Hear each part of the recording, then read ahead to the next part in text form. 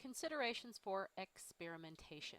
Directions. Copy these notes to page 6 of your comp book. If you end up using multiple pages, you will not have a plain 6, you will have 6A, 6B, 6C, etc. When you are done copying these notes, you need to explain why each step is necessary. There are 3 steps in this process of experimentation.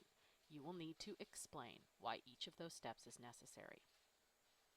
Vocabulary. Hypothesis. We know it as an educated guess. It is based on information that you assume to be true, but do not or cannot test. Variable. It's changeable. Any characteristic or property able to take any one of a range of values. Control. Factors kept the same. Independent. It's the manipulated variable. Tested to see if it is the cause set by the person experimenting, recorded on the x-axis of a graph. Dependent. This is the responding variable, measured during experiment as a response to manipulated variable, recorded on the y-axis of the graph. Here are the 3 steps: planning, execution, analysis, and recording. During the planning phase, you need to form your hypothesis from an observation. It often discusses how one variable affects another. For instance, the effect of varying some kind of independent variable on some kind of dependent variable. The effect of varying types of soils on the growth of a plant, for example.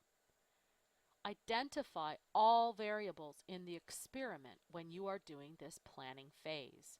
You must identify the independent variable, the dependent variable, and the control. Remember, when you are planning an experiment, you only change one variable.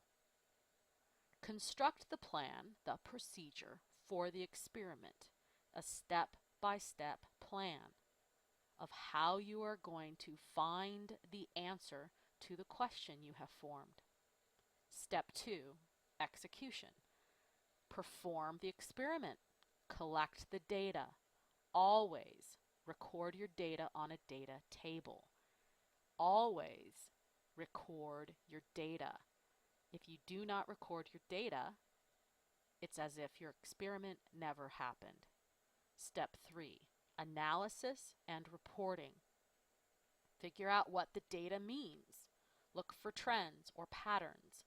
Typically, this means that you have graphed your data. After you have analyzed the situation, analyzed what has happened, you're going to come up with some kind of conclusion. Write up your report, including all the necessary sections.